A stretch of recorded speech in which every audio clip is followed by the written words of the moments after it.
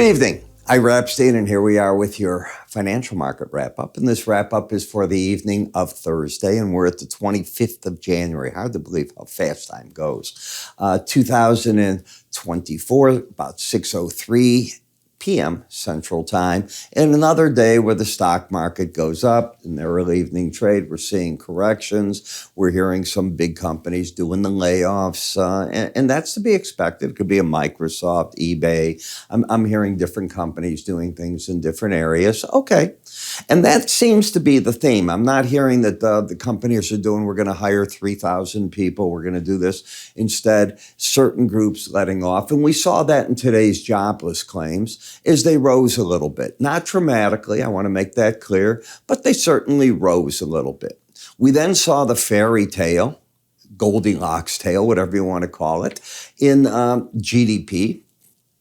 Market was solid, showing the growth. We didn't expect it to be as good as the third quarter, but it was a beat. We see inflation pressures slipping back. That is good. We continue to see the manufacturing sector, when we get different readings out of the Fed regions, continues to be in trouble there. Chicago business activity down today. So what kind of story is it? Well, it's not a recession story, so throw that out. That isn't there at this point in time. I'm very careful with my word at this point in time. Eventually, it may be there if the Fed overdoes it, if it stays too restrictive. Which brings me to the argument, why would the Fed, at this point in time, have to go in and lower interest rates? The reason you lower interest rates is because the economy is slowing down. That's not what's going on in America. Take a look at the different readings. I mean, the data speaks for itself, not Ira's interpretation of it, the data's interpretation. And the data is strong. Now, you can always look in data and find some piece of it that you don't like and say, that's giving me the problem, and here, this is what's going to do. I agree with you. There'll be something somewhere. But that's not what the mass of the data is. The mass is overwhelmingly still friendly, and there's a reason the stock market keeps going up to new highs. And that's what it is. Is this AI thing getting overdone? Many people don't think so. I was just looking at the ServiceNow interview on CNBC, and they're selling more of their product than any product they've ever launched. This is a big company. And people are buying AI like there's no tomorrow. What if I tell you, with all the sanctions we put on Russia for last year, do you remember we're not giving them chips? They can't buy this or that. Tonight, Bloomberg's carrying a story how they got in $1 billion worth of our top chips, getting it through Turkey, getting it through the UAE, getting it through China, all the different ways. So, I know you all think these sanctions work and you're going to stop things. Unfortunately, the world's complicated.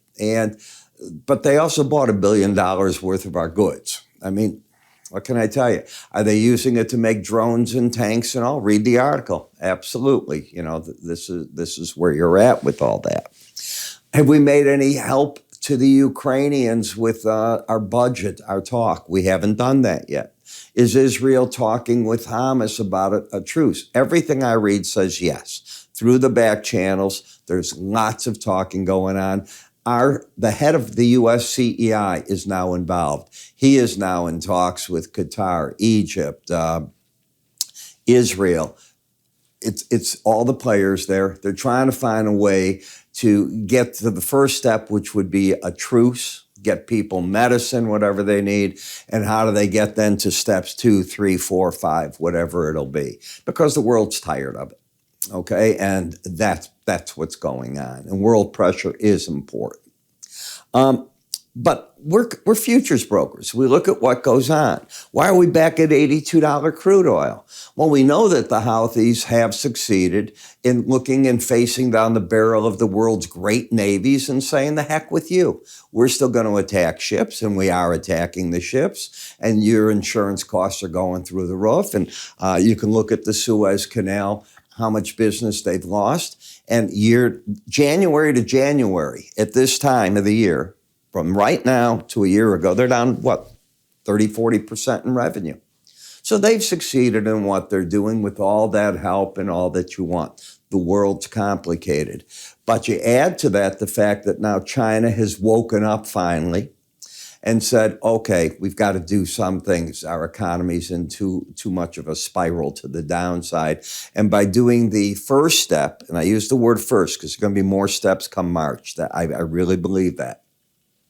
They went in and they cut their reserve ratio for the banks. So that frees money up to go into the economy. I think it's total nonsense when they say they're going to buy stocks. They're going to bring in and call money from abroad in other ways, and they're going to buy their stocks and drive it up. That doesn't help the economy. That helps the consumer confidence for a short while. These people aren't stupid, the consumer. They've watched the property market come apart. Now the stock market's going up because the government's buying stock. Tell me the companies are making money. That's it. That's not what you've got. There's reality hitting Tesla. All right. I mean, it's a car company today. And a great mind like Elon Musk has to come to the decision. He's done a phenomenal thing. He changed the world with automotive cars. He's made them electric. All right. But does he want to be a car manufacturer or go on and do the great things he's capable of? That's up to him, not me. But those are the things that are going on with that. All right. So as I look at the market, it tells you one thing. You're up almost another percent. This is January 25th. You're almost up another percent for the month. And these are all-time highs on a closing basis. When we take a look at the S&P on a daily chart, each day you come up, you didn't quite make a new contract high today. You're knocking on the door and you're in that region. The pattern is still bullish with higher lows, higher highs. The market's still over the key number, the 18-day average. It can fall back there. It's about 90 points lower in round figures at 48.22. I'm not saying it has to fall there. I'm saying it could. You've got a market that's fighting at the upper Bollinger Band, and it keeps hitting it. That's called the Gorilla Glue trade. It's when it latches on and everybody goes, oh, it's overbought, it can't keep going. Well, what that does is it changes the momentum in the market. And it grabs hold of the slow stochastic study, which is a momentum index, and then you start looking back at it and you say, well, what's that doing? The momentum index goes between overbought and oversold. And then what I love about this index is I figured out a way where I can tell you that it's changed its character. And when that happens, both numbers, the red and the blue, that make it up have to be over 80. And they have to stay that way for at least 3 trading sessions, which you've got. And then until the red line closes under 79 on pullbacks in the market, I expect to see on a regular basis at that point fairly aggressive buying on the brakes until the market gets that reading under 79. Then I'm ready for a correction to begin. It's very, very simple. This is not the formula of the stochastics you have. I modified it. And I've been using it for decades. So it's not something I'm just done and I got, here's this brand new thing. No. I changed it a long time ago. But I do that on a lot of the things that people do. And that's because I come from a technical background, complete technical. I am not a quant person. I wish I knew how to write programming like the guys that I work with and I've hired over the years. But I know what to tell them what I wanted to do. And I'm sure Musk does something. I'm not a Musk, not even close. But I'm sure that that's what it does. You have to have somebody with an idea and then find somebody to execute the idea if you can't do it yourself. I can't do the programming, but I know what I wanted to do. And then you come to conclusions. So I still think these markets are still good.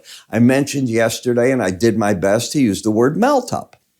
And that's where you're at. I tried to compare and bring you into the idea that if you go back into the late 90s and you see what went on tech, we had the tech bubble. It eventually broke. Everything eventually breaks. Everything.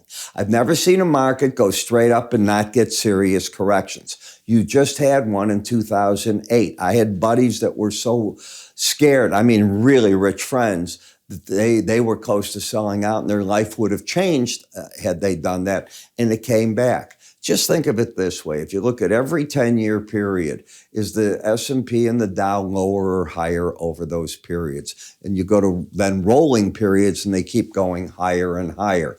And that's because the bad companies go bye-bye. New ones come into the indices. They get replaced with the ingenuity of free society. That is the beauty of our country. So as I look at the market keep coming up here, I go, wow, I'm still in the bull camp. Nothing has changed there, and you're embedded. NASDAQ, same thing. All right. Is the market a buy? It is until it loses the embedded reading. And eventually what will happen at these levels is you're going to have a loss. Now, are some people paring back their bets? Absolutely. Have I been telling my clients don't buy a normal size position? Absolutely. I've been paring back the size up here, waiting for the break, and then I'll go back to full sizes. We're not there, so you trade smaller. You don't have to. I'm telling you what I'm telling my clients in the process. When we take a look here at the Dow is not as strong as the other indices, period. It's not embedded.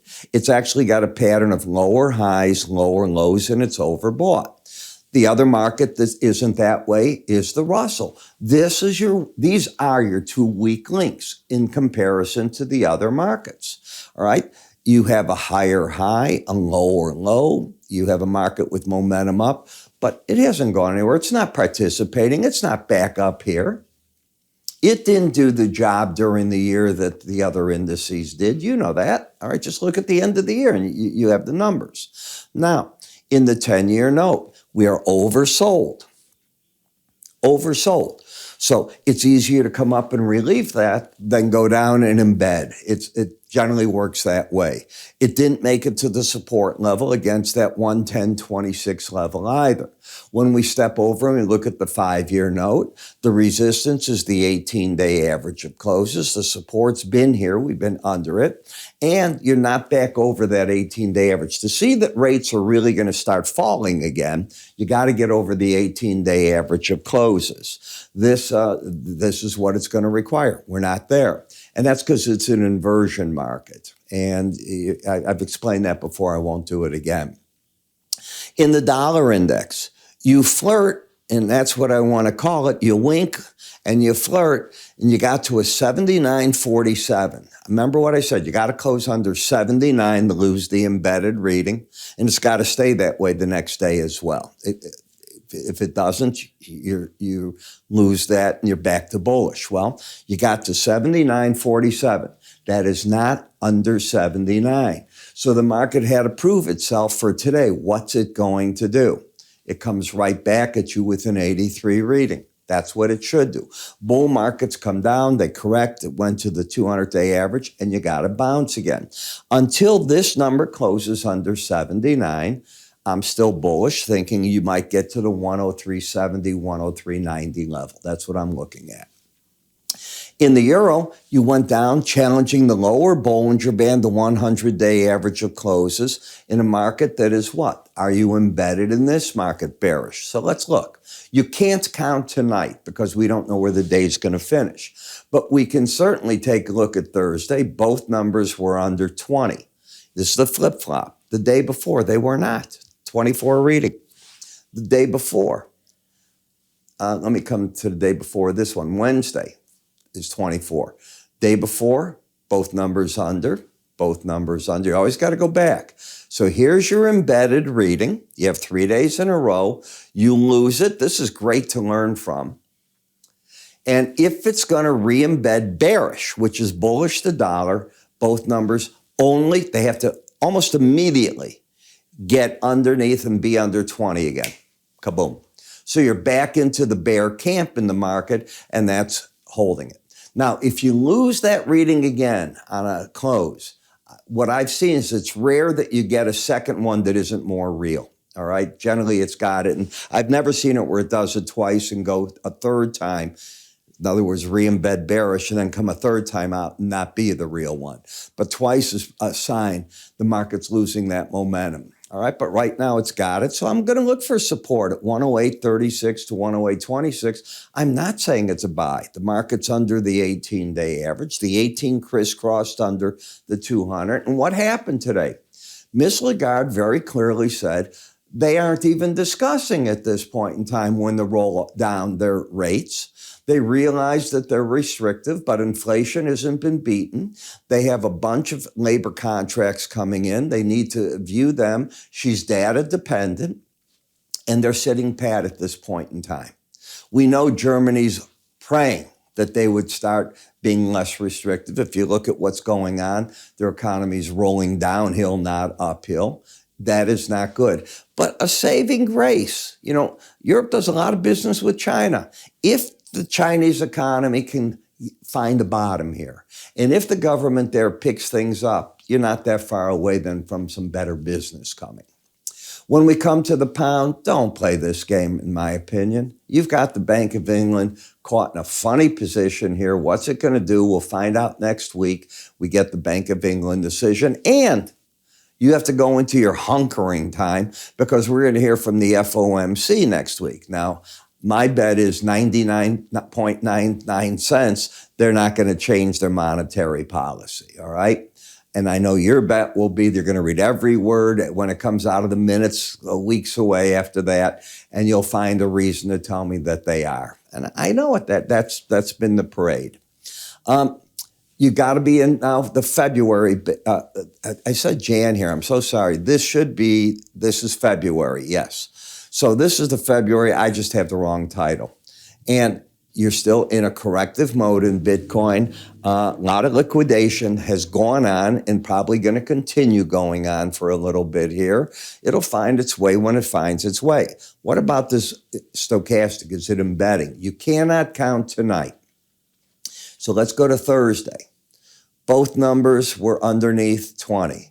Both under 20 the day before that, and both under 20. You have a fully embedded reading. So this tells me that until the red line closes over 21, rallies are probably getting sold by the pros, still looking to see where they can drive it down to. The logical spot, if they can drive it further, 38,000 to 36,500. So still looking for that. Excuse me there.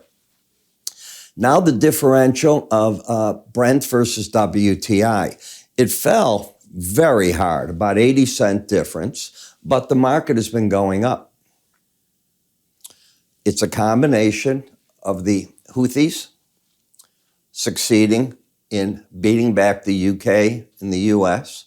Ships that have tried to go through with the blockade still find that they're threatened tremendously. You don't have to believe in what I'm saying. Just look at the revenue loss at the Suez Canal right up through yesterday. They reported it. It's dramatically down, 40%. Okay, the ships aren't able to go through. So you've got that. The good news, you'll say to yourself, well, why is this going up? Again, I'm going to repeat, one of the world's big buyers is China. If they can get their economy going, they'll be a buyer. So you take that, you still got India firing on all cylinders. They're still buying oil, away you go. And the U.S. economy is doing really well, period. Now, again, the Biden administration is a problem in energy. They're coming out with a rule tomorrow. This is what's in all the papers. It hasn't been announced yet, where they're going to curtail all kinds of new projects in natural gas. Now, we export and we helped our allies because they cut themselves off Russian natural gas when Ukraine was invaded. Now we're going to go in and at this time do something. Well, I can tell you why we're doing it now. Biden needs the votes. So the activists have a sit-in plan for February 6th at the Department of Energy, where they're going to be saying that you can't keep doing this with natural gas, and they're right. In Chicago, they're passing an ordinance right now that new high-rise buildings cannot use natural gas. They have to go electric. Okay? I get it, and I get that we have to save the world, and I'm for saving the world. I'm just saying politics come in. It's so strange. when they come in and how it comes about. So got to think that through, all right? And, it's not affecting, as I understand it, plans that have been approved. It's ones that are up for approval that are going to be the ones that are curtailed indefinitely. They're going to do a study. You know what a study means when the government says we're doing a study? It means they're shelving it until they're ready to do something with it. That is the code word for it. All right, you're up at resistance in the crude, so be aware of that. Same thing in the WTI. These are your challenges of the 100-day average in the Bollinger Band. It is not a spot that I would get very bullish at. This is a resistance area in the market. The heating oil, getting the bump with it, overbought. You're over the Bollinger Band. You only stay over the band 5% of the time. So it's nice that it got a shot in the arm. We all know why. I'm going to repeat, China, China, China. That is the main word that's here. And nat gas is still laying here. I'm not the only one that knows this news I just told you about. So people will look at it. But what have you done? You're caught between the upper and lower Bollinger Band. You went from this, you went to the upper band, exceeded it a little bit. You kept riding it and then back to the correction in there. It's moving in waves that are overall still bearish on the market. And even though the Biden administration will again step in and create havoc, it's not going to affect the immediate supply of natural gas in any way. And nor do we know that he will be around come November to enact the things that he's tabling right now. I don't know, all right? We will find out. It's that simple. So it's an interesting time, and it's a bullish time, and it's a melt-up time. And when it ends, it ends. But until it ends, if you're not in it, you're not doing well with it. How do you catch some of this? Well, these are the different offerings we have. This is only part of them. This thing goes down about another 2 rows or so, where you can get charting. You can get our services that give you the price counts, advice, ideas on spreads, ideas on option strategies, education galore. We're big on education. But this is how you come in and you learn. So move your cursor up here. If you want to get to this page, it'll take you there. Go to iraepstein.com. Under free offers, it's there. And take advantage so that you, not me, but you become your best tool. All right? I think you'll find that very important, and knowledge is everything. Like I say, I'm trying to do a lot for you, coming up with the new charting course, and I think you'll like it. At the very worst, it's a great refresher. At the best, you're going to learn. I'm Ira. I will talk to you tomorrow. Have a great evening.